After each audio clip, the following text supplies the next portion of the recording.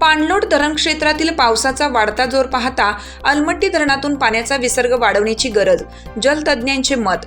जुलै महिन्यातील पावसाचा वाढता जोर पाहता पाणलोट धरण क्षेत्रातील नदीकाठावरील गावांना सतर्कतेचा इशारा प्रशासनाकडून देण्यात आला असून सध्या अलमट्टी धरणातून 3 लाख क्युसेस पाण्याचा विसर्ग होत असून अलमट्टी धरणातून 4 लाख क्युसेस पाणी सोडण्याची गरज आहे।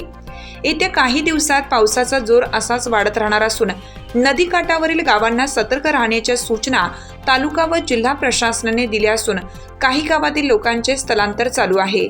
खबरदारीचा उपाय म्हणून प्रशासनाच्या सूचनेची वाट न पाहता लोकांनी स्वतःहून स्थलांतरित व्हावे असे कळवण्यात आले आहे।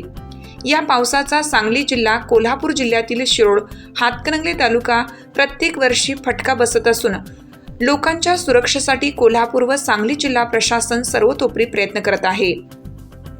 पंचगंगा नदीच्या पाणी पातळीत झपाट्याने वाढ होत असून इचलकरंजी ते मानकापूर, रांगोळी, रेंदाळ, हुपरी तसेच इचलकरंजीतून शिरदवाड, बोरगाव गावचा तसेच चिकोडी, निपाणी तालुक्याचा संपर्क तुटला असून या सर्व गावातील लोकांची इचलकरंजीला जाण्यासाठी हुपरी, पट्टणकोडोली, रुई मार्गे जाण्यासाठी धावपळ होत आहे। सदरचा रुई मार्ग सतत पडणाऱ्या पावसामुळे बंद होईल असं दिसून येत आहे।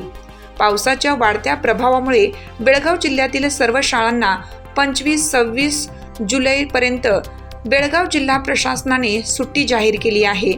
निपाणी तालुक्यातील कारदगाव, बारवाड, मांगूर, बेडकीहाळ, शमनीवाडी, सदलगा, चांदशिरदवाड, जनवाड, बोरगाव गावातील नागरिक सततच्या पडणाऱ्या वाढत्या पावसाला आता थांबरे बाबा अशी आर्त हाक देत आहेत। या धुवाधार पावसाची लाईव्ह अपडेट घेतली आहे हिरकणी न्यूजचे कर्नाटक संपादक बबन जामदार यांनी। चालू घडामोडींचे अपडेट्स जाणून घेण्यासाठी आपल्या हिरकणी न्यूज चॅनलला सबस्क्राईब जरूर करा, लाईक करा, कमेंट करा आणि शेअर करा।